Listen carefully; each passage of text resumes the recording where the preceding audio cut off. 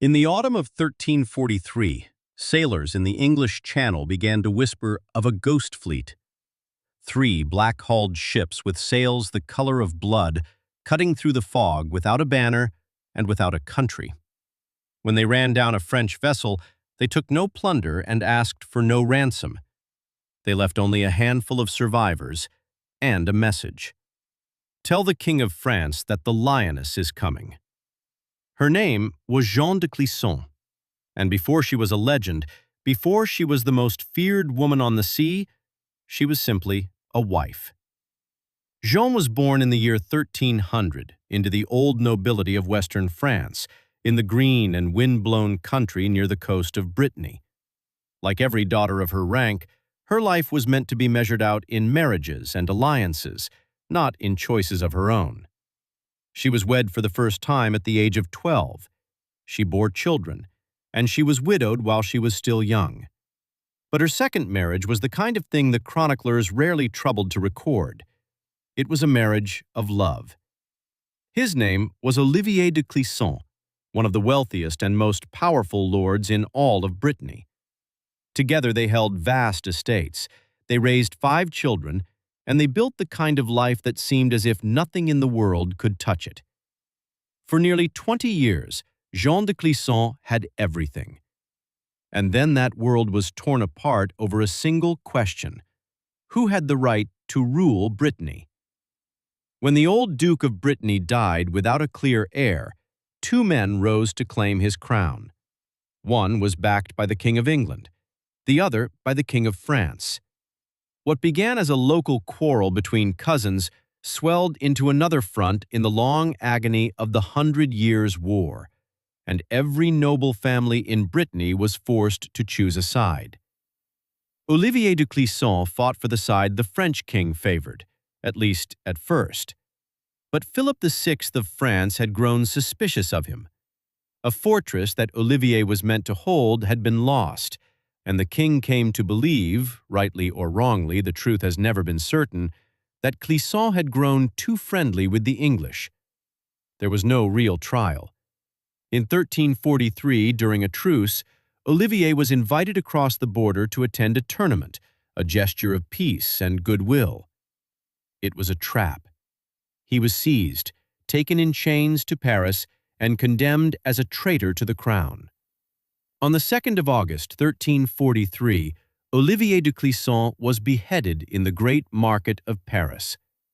And then the king did something meant to break the will of every Breton lord who might ever dream of defying him. He ordered Olivier's severed head carried back into Brittany, to the city of Nantes, and mounted on the point of a spike above the city gate, turned to face the very lands his family had ruled for generations. It was meant as a warning. Instead, it became a declaration of war.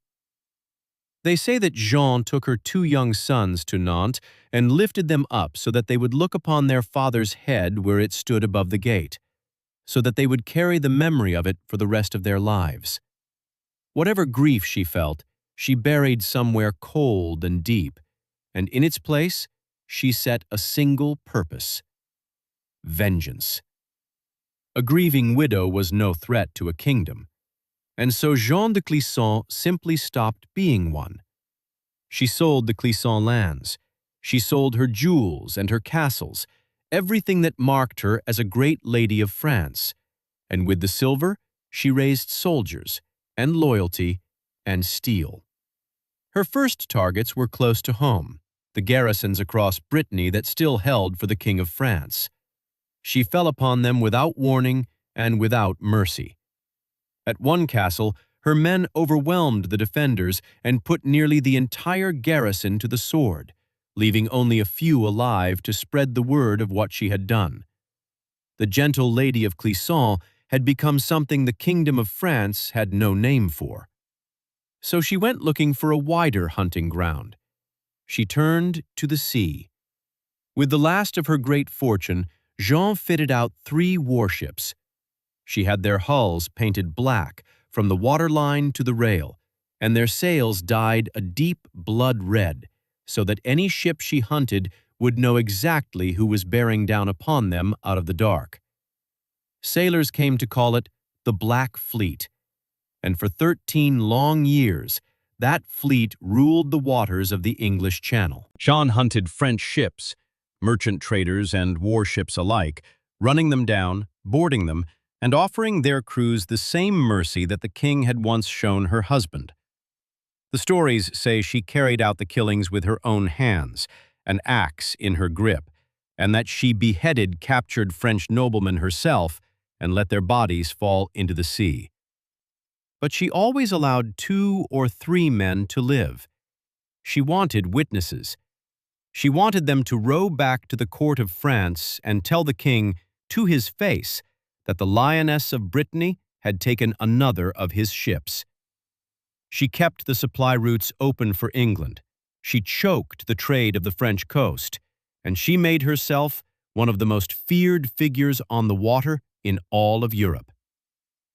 But the sea is no respecter of vengeance. One day her flagship was lost beneath her, and Jeanne and her sons were driven into an open boat, adrift on the cold of the Channel, with no food and no shelter from the wind.